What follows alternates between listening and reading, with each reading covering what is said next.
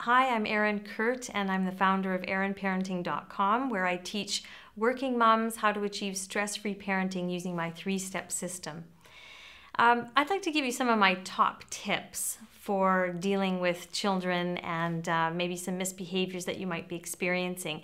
When parents come to me, two of the biggest things that I really try to drive home to them is when you're dealing with your child, talking too much actually makes the situation worse. And we have a feeling that if we explain things and we give the reasons for why they're doing something is not right or appropriate, we think that they're going to understand and really get it and not do it the next time. But what they hear is sort of wah, wah, wah, wah, wah. With older kids, teens, they like this. But with younger kids, you need to be clear, concise. That's it.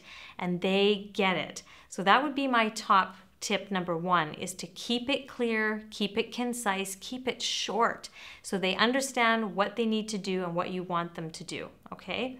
The second tip I would say is not to have a lot of emotion when you're in a situation with your child. So some people would say, well, that's quite difficult. Well, that's where my other tips come in, where you have to get a discipline system under your belt so that you know what to say in the moment.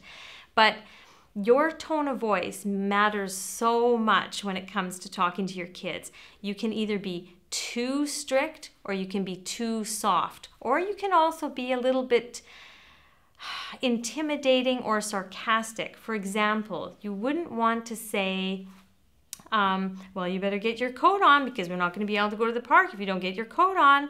And you think you're being okay, but this is actually going to create something in your child is almost wanting to revenge against you.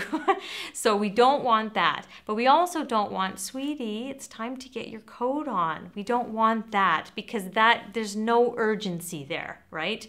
Well, let's see how long she says that before I have to actually do it, okay?